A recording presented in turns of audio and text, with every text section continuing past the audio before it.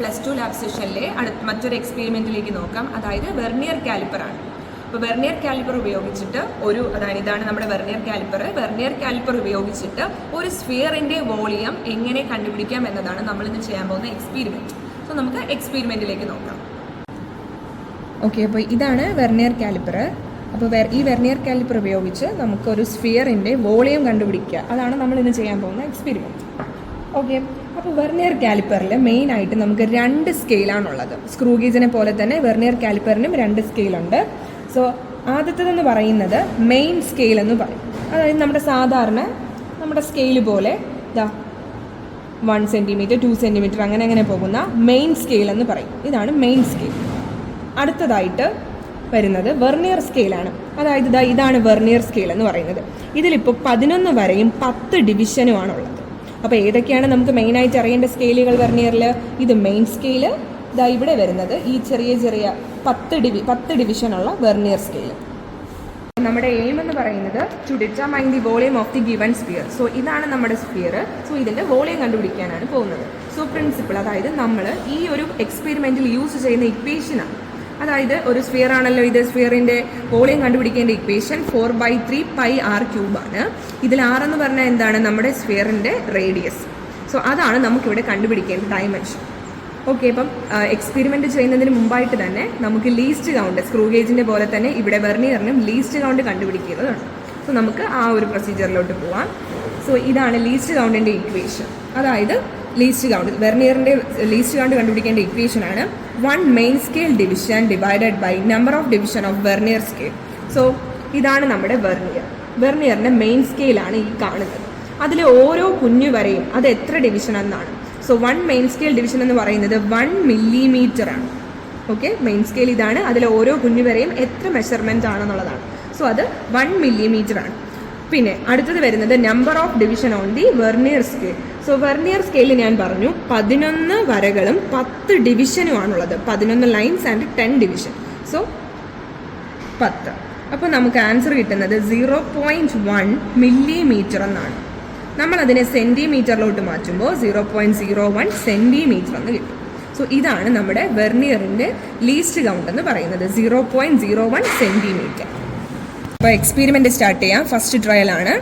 അപ്പോൾ നമുക്ക് മെഷർ ചെയ്യണം. ഇപ്പോൾ സ്ഫിയറിൻ്റെ റേഡിയസ് ആണ്. സോ സ്ഫിയറിനെ ഇതിൻ്റെ ഇടയിൽ നല്ല ടൈറ്റായിട്ട് വെച്ചിരിക്കുവാണ്. ഇനി നമുക്ക് ആദ്യം കണ്ടുപിടിക്കാം. ഫസ്റ്റ് ട്രയൽ നമ്പർ 1 ആദ്യം കണ്ടുപിടിക്കേണ്ടത് MSR ആണ്, main scale reading. So MSR കണ്ടുപിടിക്കാനായിട്ട് ഇവിടെ സ്ക്രൂ ഗേജിലെ ഫസ്റ്റ് ലൈൻ, അത് മെയിൻ സ്കെയിലിൽ ഏതുമായിട്ടാണോ കോയിൻസൈഡ് ചെയ്ത് നിൽക്കുന്നത് അതാണ് നമ്മുടെ MSR എന്ന് പറയുന്നത്.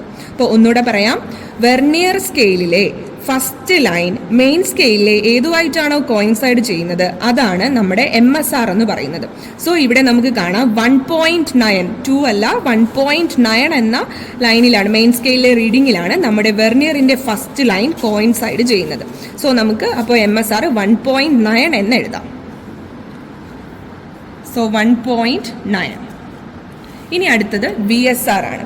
സോ VSR ഓരോരുത്തർക്കും നമ്മൾ നോക്കുന്നതനുസരിച്ചിട്ടിരിക്കും. അതായത് വെർനിയറിലെ ഏതോ ഒരു ലൈൻ, അതായത് വെർനിയറിൽ ഇപ്പോൾ നമ്മൾ പറഞ്ഞിട്ടുണ്ട് 11 ലൈൻസ് ഉണ്ട്. സോ വെർനിയറിലെ ഏതെങ്കിലും ഒരു ലൈൻ മെയിൻ സ്കെയിലിലെ ഏതെങ്കിലും ഒരു ഡിവിഷനുമായിട്ട് ഏതെങ്കിലും ഒരു ലൈനായിട്ട് സ്ട്രെയിറ്റ് ലൈനായിട്ട്, അതായത് കോയിൻസൈഡ് ചെയ്തിരിക്കും, പക്ഷെ അത് സ്ട്രെയിറ്റ് ലൈൻ ആയിരിക്കും.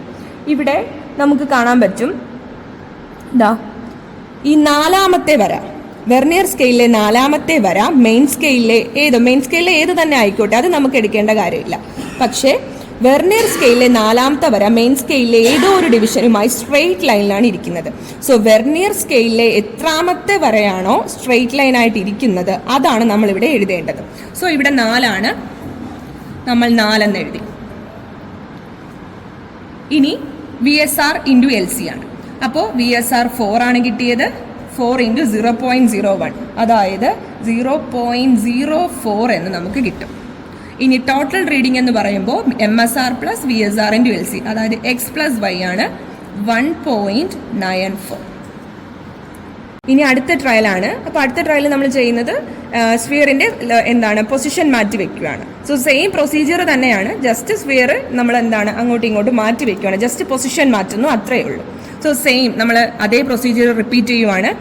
ഇവിടെ മെയിൻ സ്കെയിൽ റീഡിംഗ് ആയിട്ട് വെർണിയർ സ്കെയിലിന്റെ ഫസ്റ്റ് ലൈൻ നമ്മുടെ മെയിൻ സ്കെയിലിന്റെ ഏതുമായിട്ട് കോയിൻസൈഡ് ചെയ്ത് നിൽക്കുന്നു എന്നതാണ്. സോ അതാണ് നമ്മുടെ MSR. ഇവിടെ പിന്നെ നമുക്ക് 1.9 തന്നെയാണ് കിട്ടിയിരിക്കുന്നത്.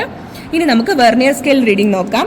സോ ഇവിടെ വെർണിയർ സ്കെയില് നമ്മൾ സൂക്ഷിച്ച് നോക്കുമ്പോഴത്തേക്കും ഇതാ ഇവിടെ രണ്ടാമത്തെ ലൈൻ മുകളിലത്തെ ഏതോ ഒരു ലൈനുമായിട്ട് കോയിൻസൈഡ് ചെയ്യിക്കുന്നു. നമുക്ക് മെയിൻ സ്കെയിൽ റീഡിംഗ് അല്ല വേണ്ടത്, വെർണിയർ സ്കെയിലിലെ ഏത് ലൈനാണ് കോയിൻസൈഡ് ചെയ്തത് സ്ട്രെയിറ്റ് ലൈൻ ആയിട്ട് നിൽക്കുന്നു എന്നതാണ്. സോ നമുക്കിവിടെ 2 എന്ന് എഴുതാം. സോ അതേ ഇൻറ്റു LC ചെയ്യാം, ടോട്ടൽ റീഡിംഗ് എഴുതാം. അപ്പോൾ ഫസ്റ്റ് ട്രയലും സെക്കൻഡ് ട്രയലും പോലെ തന്നെ നമ്മൾ മൂന്നാമത് ട്രയലും കൂടെ എടുത്തു. അവിടെയും നമുക്ക് MSR 1.9 എന്ന് കിട്ടി, VSR 7 എന്ന് കിട്ടി. സോ ടോട്ടൽ റീഡിംഗ് 1.97 എന്ന് കിട്ടി.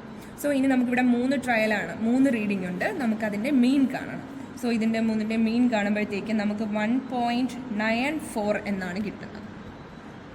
ഓക്കെ, അപ്പോൾ അത് കിട്ടുന്നത് സെൻറ്റിമീറ്ററിലാണ്. ഇതാ ഇവിടെ എഴുതിയിട്ടുണ്ട്, മീൻ ഡയമീറ്റർ ഈക്വൽ ടു പ്ലസ് അതായത് 3 വാല്യൂവിൻ്റെയും കൂടെ സം എടുക്കുന്നു, ടോട്ടൽ ട്രയൽ കൊണ്ട് ഡിവൈഡ് ചെയ്യുന്നു. സോ നമുക്ക് 1.94 സെൻറ്റിമീറ്റർ എന്ന് കിട്ടും. നമുക്ക് SI യൂണിറ്റിലോട്ട് അതിനെ മാറ്റാം. 10⁻², 1.94 × 10⁻² മീറ്റർ. നമുക്ക് വേണ്ടത് റേഡിയസ് ആണ്, കാരണം നമ്മുടെ ഇക്വേഷൻ 4/3 πr³ ആണ്. നമുക്ക് റേഡിയസ് ആണ് വേണ്ടത്. നമ്മളിപ്പോൾ മീൻ ഡയമീറ്റർ കണ്ടുപിടിച്ചു, അതിൽ നിന്നും അതിൻ്റെ ഹാഫ് എടുക്കുമ്പോൾ നമുക്ക് എന്ത് കിട്ടും? റേഡിയസ് കിട്ടും. ഇതാണ് നമുക്ക് റേഡിയസ് ആയിട്ട് കിട്ടുന്ന വാല്യൂ. ഇനി നമുക്ക് നമ്മുടെ വോളിയത്തിൻ്റെ ഇക്വേഷനിലോട്ട് സബ്സ്റ്റിറ്റ്യൂട്ട് ചെയ്യാം. That is volume is equal to 4/3 πr³, 4/3 × π × r³. So calculation ചെയ്യുമ്പോൾ നമുക്ക് വോളിയമായിട്ട് 3.82 × 10⁻⁻6 m³ എന്ന് കിട്ടും.